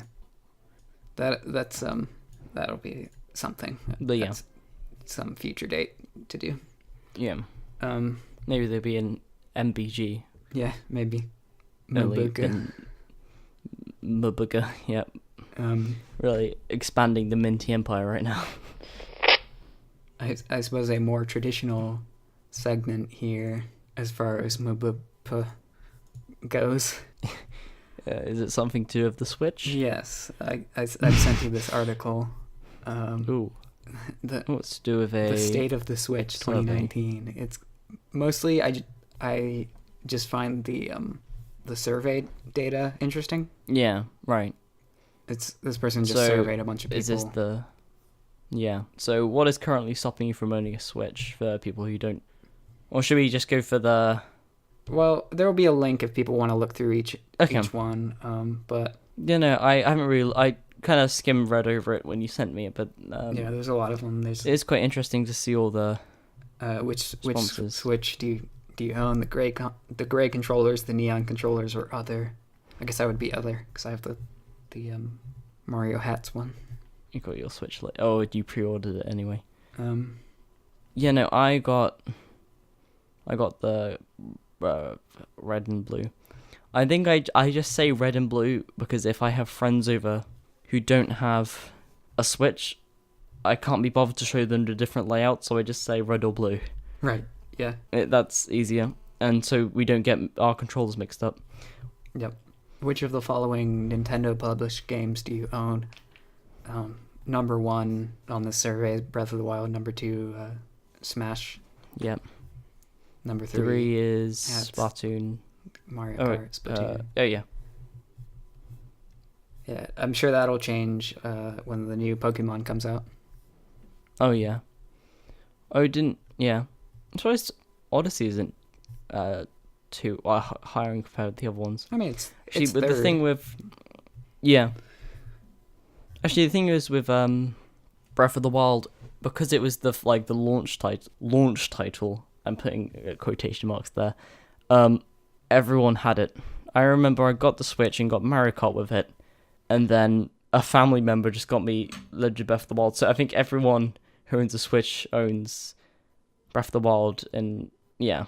Yeah, I'm in the rare camp of people who has a Switch and doesn't have Breath of the Wild for the Switch, because I have the Wii U Breath of the Wild. Oh, I see. So you have the inferior version. No, because that one, it's not even a deluxe version or anything. It's literally just a dual release. Yeah. So you got it for the system you already had, rather than... I got it for the system it was originally going to be for. You got it for the system you already had, I think that's... I don't know, it's a bit more polished on the Switch, I think. I think it's but pretty nothing much the same, much else. But yeah. But for most of the other games that are re-released, it is. Yeah. Here, I'll send you 2 screenshots here that will definitely make the show notes. Yep. If you had to pick a focus for Nintendo going to... So... Oh, that's... Yeah, do you want to read it? So, the survey asked, if you had to pick a focus for Nintendo going forward, would it be more new IPs like Splatoon, bring back old IPs like... F-Zero. F-Zero. Yeah. So, I don't know. Maybe new IPs, I think. Yeah. It's... Just because, yeah. They have stopped... There was the news about them stopping... Well, they're restarting development on Prime 4, Metroid Prime 4. And that was... I think that was, one of the only old games they're doing that everyone was excited for. I would be excited if they announced they were doing a new F-Zero game. But... Yeah, actually... Yeah, it's annoying, how the examples he's picked of a new IP everyone likes and an old IP everyone likes. Yeah, it So makes the choice really tough. But like, yeah, yeah, it would be nice to see Captain Falcon in something on a modern console that that wasn't wasn't Smash. Smash. Yeah, and yeah, I haven't actually played Splatoon yet. Oh, it's I've been it's really good. Yeah. I know, I'll wait till I get some more Wabble bucks. Pretty and competitive. then, It takes a little do bit to nothing get with used to them. like the combined motion control and That's thumbstick the controls main at the part. same time. I'm not. Well, that's the one part I'm not looking forward to. Is the weird, like, I guess it. You know, I guess it works for Splatoon. I guess it didn't really work well for Star Fox. Remember when everyone was really excited for Star Fox? The Wii U one? Yeah. Okay. Actually, you know what? I think they should focus on new IPs. But because the no, Star Fox wasn't, you didn't like it? Yeah, I don't know. So I didn't like it. I don't think I ever played. I think I played it. I'm trying to remember. I don't think I did play, but the controls were kind of janky, especially. Yeah, and it didn't look too much like a. I think especially single player. I tried. I actually played the Star Fox co-op a little bit, and I felt like it was better because the way the co-op works in that game is one person is flying and one person is shooting. Oh, that could work a lot better. So it's you can actually focus on the control scheme instead of trying to do both at the same time and like. Yeah, because what a jangled made mess. Star Fox works was you could aim and shoot separately, but then they made it aiming and shooting. You could fly and aim at different times, but they've made it so you have to fly. You have to aim while you're flying. Yeah. And then made it tilt controls, which some people don't mind, but I don't know. I don't like that much. I think there is an option to turn them off in Splatoon, but I would recommend leaving them on because it. Okay. It's like weird to get used to at first, but I think it's actually better for that game specifically. Yeah, sure. I'll give it a shot. If you ever get around to. Anyhow, the next one, Nintendo has ported older games such as New Super Mario Bros. U and Pokken Tournament to the Switch. Is this something you would like to see more or less of? I mean, I have no problem with ports.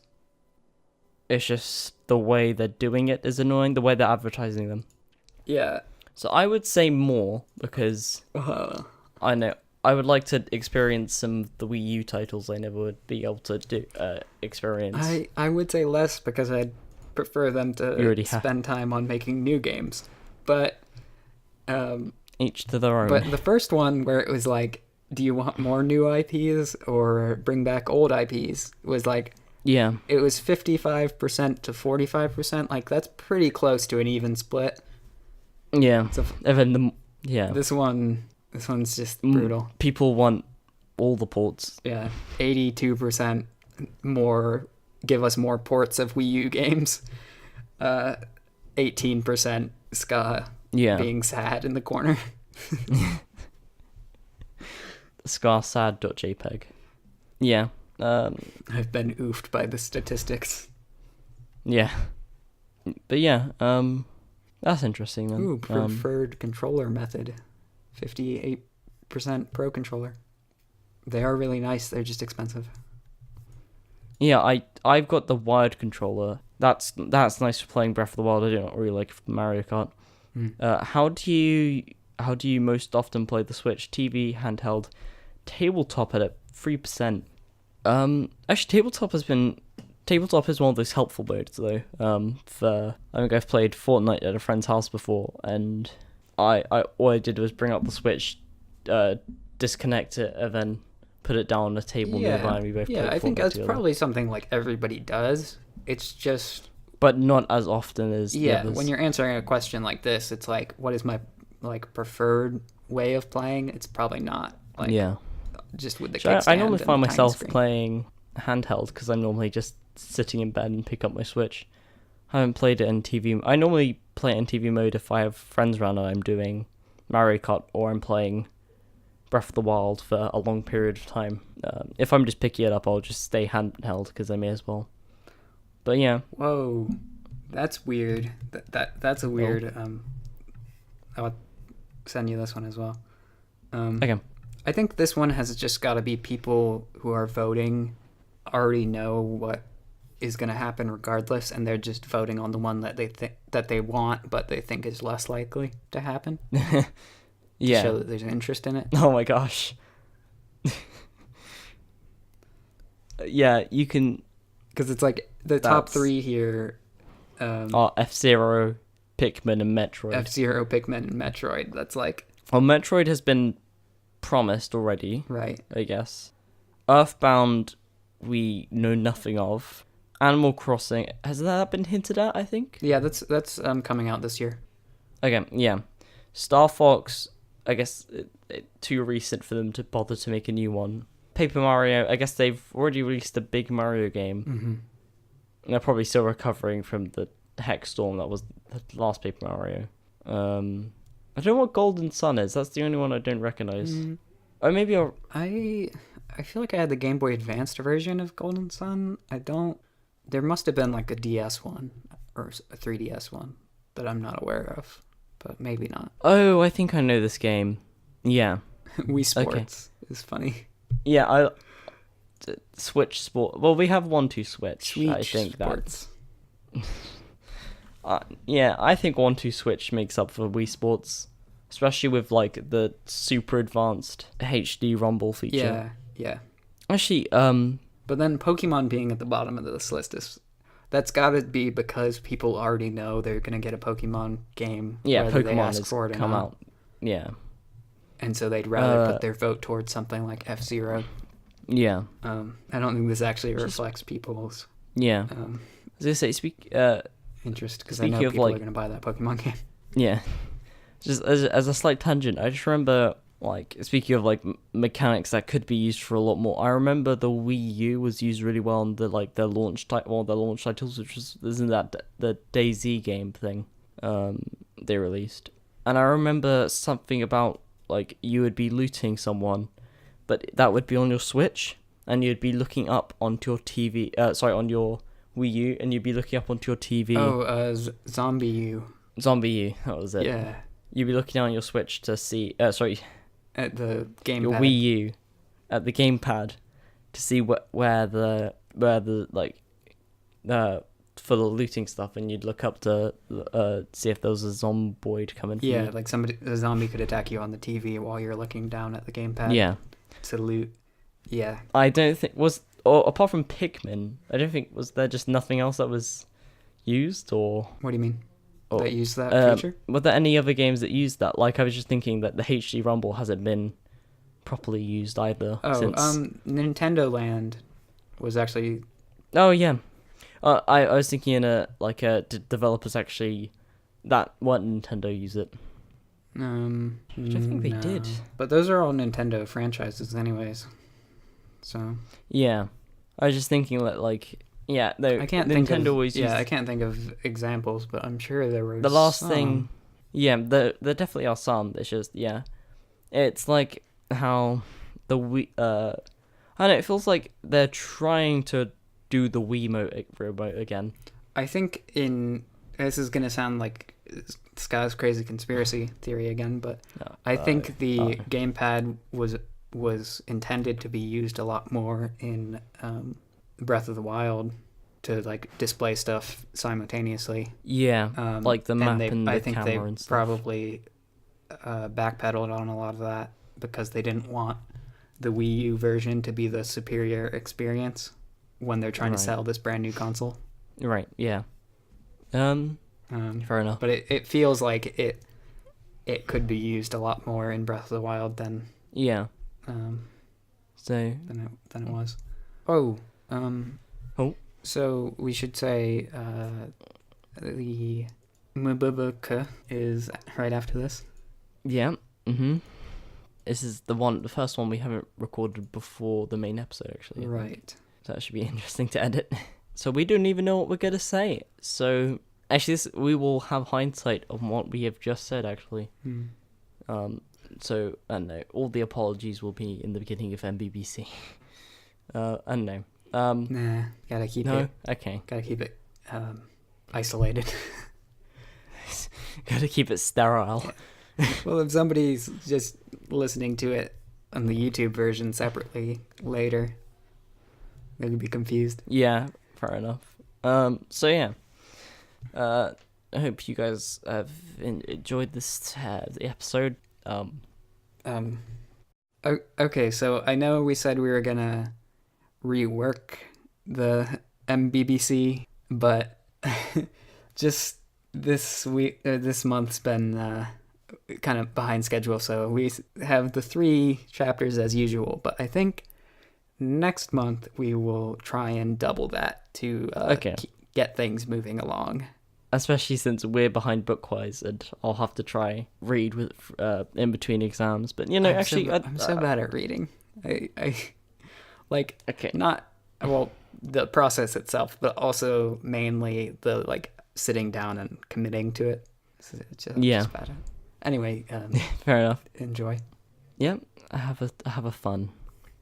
Bum bum bum bum. Okay, no, I'm stopping.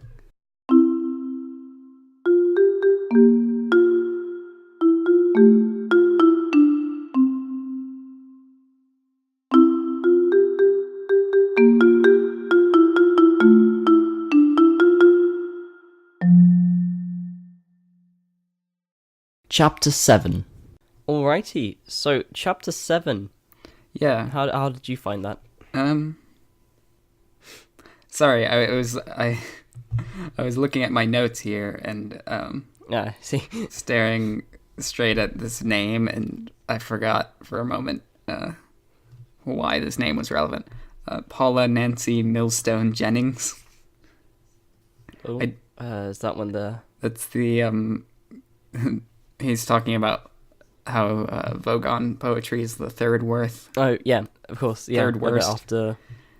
Yeah. Yeah, it's like in the universe. Yeah, the second worst was like some guy Arsgoth of Kriya. Right, which involved like someone gnawing his own leg off while listening to it, and the poet was killed by his own intestines, who were trying to save everyone. And then Paula Nancy Millstone Jennings of Greenbridge, Essex, England. Yeah, I don't know if it's confirmed if this was a real person, but this feels like some definite shade being thrown. Maybe, yeah. I don't know. To say this lady in England has worse poetry than this Vogon. And we do get to hear some Vogon poetry, but we'll get to not only worse than Vogon, but also worse than the what did you say it was? Asgoth of Kriya. Yeah. Kriya. Which involved like everyone dying that listened to it. Yeah. So that's great. Yeah, so Thingy reads the poetry to them. Right. They go insane. Yeah. And then they have to and then they try to do what I do in English essay when I've run out of things to talk about and I still need to write. So they were just like, oh, the counterpoint the surrealism of the underlying metaphor. Yeah. Arthur trying to like BS his way through complimenting it, hoping that they let him go. Just hope he can, But then the guard grabs them. Then Thor tries to logic his way out of it, but the Vogon guard was quite stubborn and kept ringing up his nanny. Yeah. His auntie. Yeah. The resistance is useless guy. Yeah. He liked saying that. And they almost got him round, and then his granny said, oh, well, my nanny says that a job like this is good for a young Vogon like me. Yeah. There's like room for promotion and stuff like. Yeah, just it's quite funny how you feels like this race so far has been quite alien. It just feels like they've been, but this is like quite a nice connection of like a grunt doing work, so for their future. Even though they don't particularly like it, they're doing it so they can get a living. Yeah, they're personifies the character a bit. They're very quite interesting. They're alien, but they're also like very relatable to a lot of humans in that they're super bureaucratic and like procedural. Yeah, It's like they do everything by the book, and Yeah. And yeah, they almost convinced him, like, don't you want to do more with your life than just like shout at people and throw them off spaceships? And Yeah. he was like almost convinced, but then he was like, well, there's room for a promotion, and like in, maybe Yeah. in 4 years I could be doing this. It's like, it's very climbing the ladder procedural kind of. It's quite nice how there's that little typical Vogons. Yeah. But I did like that he was like, oh, I never really thought about like I could do something other than shout at people, because that's what I was supposed to do. But yeah, he brushed that off and continued. Yeah. I'm trying to think what else there is. There's something about like near the end of the chapter, but do you have anything else? Yeah, well, mine's kind of near the end of the chapter too. I was just gonna say I like how they are making jokes like up until the very end, like joking back and forth. Yeah. And then as they're getting closer and closer, they're getting more desperate. But also, I do love that small bit of just that joke. Again, like enforcing this kind of Ford not understanding humor at all, where Ford says, he's like, wait a minute. He suddenly lunged across the chamber at something behind Arthur's line of vision. What's this switch? And then Arthur quickly like turns around, excited, and Ford just like, don't worry, I was only joking. We're going to die. It just kind of shows this like character who's just so disconnected from human humor. Yeah, he's just that's what I'm talking about though. Like, I think that was a good one for Ford. He worked hard on that one. Yeah, he must have really been thinking whilst trying to persuade that Vogon. It's quite a good character moment after just finding out this character has no sense of humor. Look, he tries. I did have a good. Yeah, but no, that was quite a good little comical part. Right, and the chapter ends. They get sucked off the spaceship and almost certainly die. And that's it. So I hope you enjoyed MBBP. Next book will MBB. be the entire MBBC. life history of MBBC. Yeah, That's it. Not MBBB. MBBC. Okay. Anyhow. Yeah, it's like they died, and then there was like, oh no, they only just escaped, and now it's like, whoop, dead again. Chapter 8.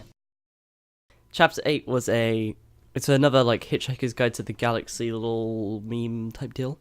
Right. Where it talks about how big space is. Yeah, interesting talking about space and how fast how fast light is, and how even that is tiny compared to the size of the universe. Yeah, I like the line that light, which travels so fast it takes most races thousands of years to realize that it's traveling at all. Oh yeah, that's. I thought that was good. Yeah, that is quite good. Yeah, it did take us a while to do that. I mean, I guess you realize it like sunlight coming in through the window or whatever, but you don't necessarily think when you look at an object that there's like little particles that are like flying into your eyes. What else is? So the odds of being rescued in the middle of space are, where is it? 2 to the something. Where is it? It said something around here. Again, it's 200. 2 to the power of 76,709 to against 1 against. Yeah, which is coincidentally the phone number of someone Arthur met once. Yeah. So yeah, then. Well, I guess we'll have to find out. That was a very short episode. That was a very short chapter. It was a very short chapter. It was mostly the bit about space being big, mind-bogglingly big. Dizzying concepts. Yeah, and then like how because it's so big that their chance of rescue was so small. Yep. So improbable. Cool. Yep. Wonder what's gonna happen in chapter 9. Chapter 9. Chapter 9. So a computer chattered to itself in an alarm as it noticed an airlock open and close itself for no apparent reason. It's a good start. I guess this chapter is mostly about the like their initial introduction to the improbability drive. Yeah, the infinite improbability drive, which is why they were. We'll get into that in a bit when they. Right. I think we probably could bring it up next chapter when they explain that. So it's a bunch of random stuff happening at the beginning, including I think they said they created some pattern that then was replicating itself at the beginning of time and inadvertently created life in the universe. Did I read that right, or did I miss something? Wait, where was that? Which it was like pretty early on in the chapter. Somewhere in the deeply remote past, it certainly traumatized a small random group of atoms drifting through the empty sterility of space and made them cling together in an almost extraordinarily unlikely pattern. These patterns quickly learnt to copy themselves. This was part of what was extraordinary about the pattern, and went on to cause a massive trouble on every planet they drifted onto. That was how life began in the universe.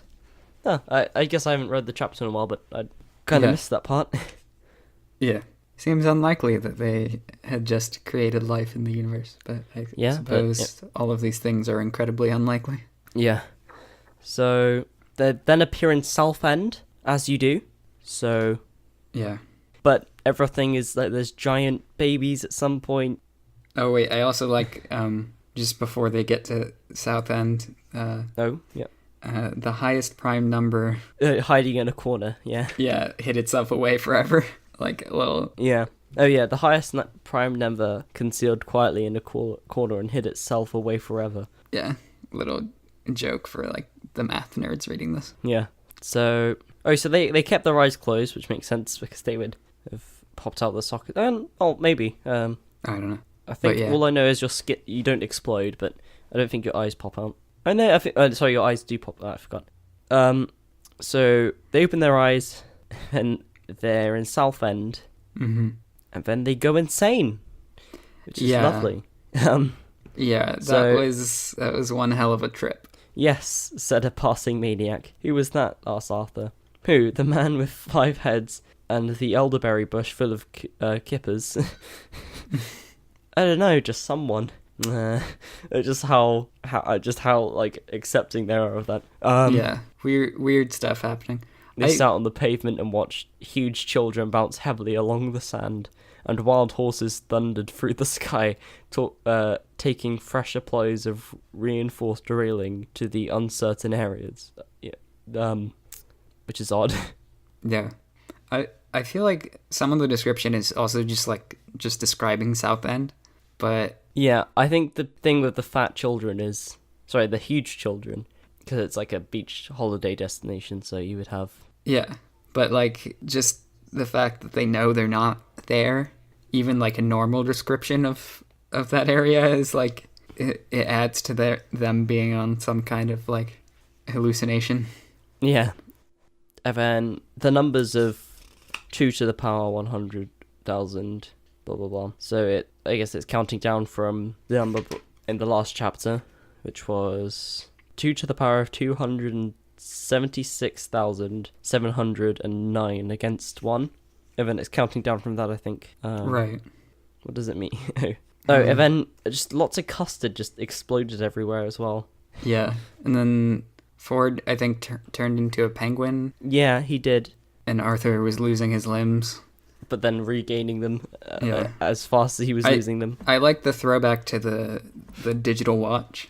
He says, like, oh no, my arm, how will I wind my digital watch or whatever. Oh, yeah. I think that's definitely coming over from when this was originally a radio show. Yeah, and, like each episode you want to have like little callbacks. Yeah, so. But I thought that was a nice touch. Oh, yeah. How am I going to operate my digital watch now? Then Ford talks about the ship powered by infinite improbability drive, and Arthur's like, what? What? I do love the joke about there's an infinite number of monkeys outside and they really want to tell me about their script for Hamlet they've worked out. Yes. It's just extra funny because you just said something along those lines to me the other day.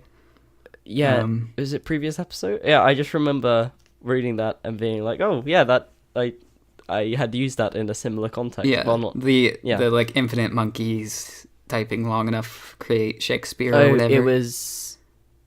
Sorry for those who haven't seen the main episode yet. This is gonna be a weird out of context part.